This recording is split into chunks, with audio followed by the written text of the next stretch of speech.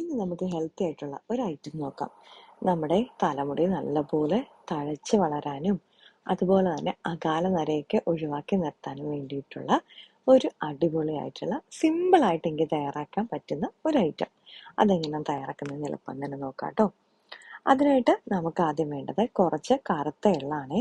ഞാനിത് കഴുകിയിട്ട് ഒന്ന് ഉണക്കി വെച്ചേക്കുന്നതാട്ടോ. ഇതൊരു പാനിലേക്ക് ഇട്ട് കൊടുക്കുക. പാൻ ഒന്ന് ചൂടായി വരുന്ന സമയത്ത് ലോ ഫ്ലെയിമിലിട്ട് നമ്മുടെ ഈ എള്ള് ഇതുപോലെ ഒന്ന് പൊട്ടി പൊട്ടി വരുന്ന പരുവം വരെ നന്നായിട്ടൊന്ന് ചൂടാക്കി എടുക്കണം. അതിനുശേഷം വേണ്ടത് കുറച്ച് കരിവേപ്പിലയാണ്. നമ്മൾ എടുക്കുന്ന എള്ളിൻ്റെ അനുസരിച്ചിട്ട് നമുക്ക് കരിവേപ്പിലയുടെ അളവൊക്കെ ഒന്ന് കൂട്ടിയെടുക്കാം കേട്ടോ. ഇതെല്ലാം ചെയ്യുന്ന സമയത്ത് തീ ലോ ഫ്ലെയിമിൽ ഇട്ട് കൊടുക്കണേ, ഇല്ലെങ്കിൽ കരിഞ്ഞു പോവേ. അതും ഈ ഒരു പരുവാകുമ്പോഴത്തേക്കും നമ്മളത് പിടിച്ചു നോക്കുമ്പോൾ ഒന്ന് പൊടിഞ്ഞു കിട്ടുന്ന പരുവം. അതിനുശേഷം നമുക്കിത് രണ്ടും കൂടെ ഒരു മിക്സിയുടെ ജാറിലേക്ക് മാറ്റി വയ്ക്കാം. ഇനി വേണ്ടത് കുറച്ച് തേങ്ങയാണ്. തേങ്ങയുടെ നിറം ഒന്ന് മാറി വരണം എന്നില്ല, പക്ഷെ നല്ലപോലെ ഒന്ന് മൂത്ത് കിട്ടണം. കാരണം ഇല്ലെങ്കിൽ നമ്മൾ ഫ്രഷ് ആയിട്ടാണ് ചേർത്ത് വെക്കുന്നതെങ്കിൽ പെട്ടെന്ന് കേടായി പോവും. അപ്പം അതുകൊണ്ടാണ് തേങ്ങയൊന്ന് മൂപ്പിച്ച് ചേർത്ത് വരുന്നത്. നമ്മുടെ ബ്രൗൺ കളറിലേക്കൊന്നും മാറേണ്ട ആവശ്യമില്ല.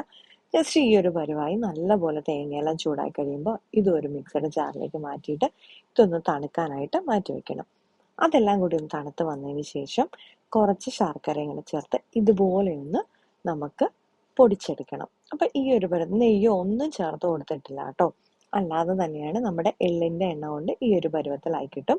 എന്നിട്ട് ഇതുപോലെയുള്ള ചെറിയ ബോൾസ് ആക്കി നമുക്ക് ഉരുട്ടി ഉരുട്ടി എടുക്കാം.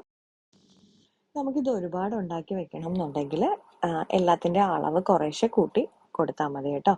അതുപോലെ തന്നെ നമ്മൾ ഒരു 2 ദിവസമൊക്കെ ഇത് പുറത്ത് വെച്ച് കേടാവില്ല. പക്ഷെ കുറേ ദിവസത്തേക്കാണ് നമ്മൾ ഉണ്ടാക്കി വെക്കുന്നതെന്നുണ്ടെങ്കിൽ ഫ്രിഡ്ജിൽ സൂക്ഷിച്ച് വെച്ചാൽ മതി കേട്ടോ. ഫ്രിഡ്ജിൽ സൂക്ഷിച്ചിട്ട് നമ്മൾ കഴിക്കാൻ നേരം ദിവസവും ഓരോ ബോൾസ് വീതം കഴിച്ചാൽ മതി. രാവിലെയോ രാത്രിയിലോ നമ്മൾ ഓരോ ബോൾ വീതം കഴിക്കാം കേട്ടോ. ചെറിയ ബോളായിട്ടാണ് ഉണ്ടാക്കി വെക്കുന്നതെങ്കിൽ 2 എണ്ണമൊക്കെ ഒരു ദിവസം കഴിക്കാം. അത് കുട്ടികൾക്കും മുതിർന്നവർക്കും ഒക്കെ കഴിക്കാം കേട്ടോ. പിന്നെ ഷുഗറൊക്കെ ഉള്ളവർ നമ്മൾ ശർക്കരയൊക്കെ ചേർത്ത് ഉണ്ടാക്കുന്നതല്ലേ, അപ്പോൾ സ്കിപ്പ് ചെയ്യുന്നതായിരിക്കും നല്ലത്. പക്ഷെ മുടിയുടെ വളർച്ചയ്ക്ക് വളരെ യൂസ്ഫുൾ ആയിട്ടുള്ള ഒരു ഐറ്റം ആട്ടോ. ഇതിൽ ഫ്ലേവർ വേണമെന്നുണ്ടെങ്കിൽ ഏലക്കയും കൂടെ ചേർത്ത് കൊടുക്കാം, അല്ലെങ്കിൽ നമ്മുടെ ചെറിയ ജീരകം വേണമെങ്കിലും ചേർത്ത് കൊടുക്കാം.